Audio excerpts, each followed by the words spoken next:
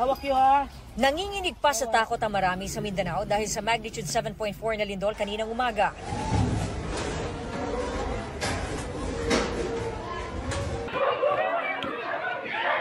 Boy! Heto, at muli silang niyanig pasado alas 7 ngayong gabi.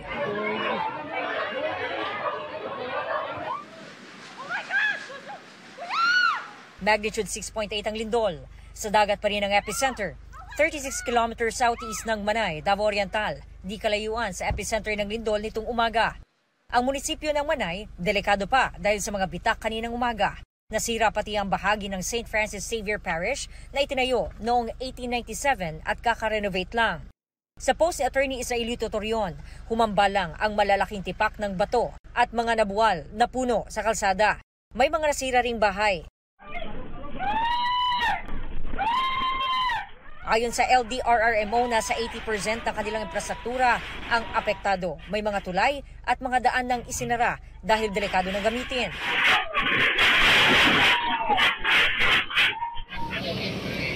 Sa Mati City, Davao Oriental, nasawi ang isang babaeng edad 57 matapos mabagsakan ng perimeter wall ng compound ng isang electric cooperative. At dahil may panibagong babala ang FIVOLCS ng mahigit 1 metrong taas ng tsunami, nag-utos ang Office of the Civil Defense ng forced evacuation sa mga coastal barangay sa Surigao del Norte, Surigao del Sur at Davao Oriental. Nasa 1.8 million na tao ang pinalilikas. Ayon sa FIVOLCS, hindi ito aftershock. Maaring doublet earthquake ang dalawang lindol na ito. Sa lindol kanina, paggalaw sa Philippine Trench ang dahilan. Paliwanag ng FIVOLCS, nagbabanggaan sa ilalim ng dagat ang dalawang tectonic plates o dalawang malaking tipak ng lupa. Kapag sobra na ang pressure, biglang dumudulas ng mabilis ang mga bato sa fault line, kaya nagkakalindol. Yung trench naman, yung seafloor natin, gumigit-git, papailalim.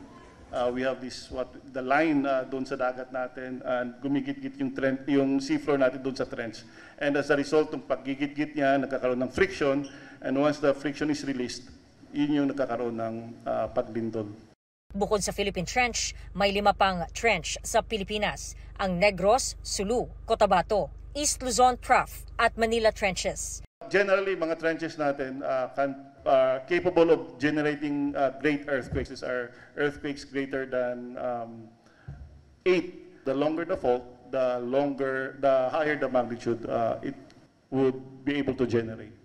Nilinaw rin ng FIVOLCS na walang kinalaman sa lindol ngayon ang magnitude 6.9 na lindol sa Visayas noong September 30, malapit sa Bugo City, Cebu, at magnitude 4.4 na lindol sa Pugo, La Union kahapon.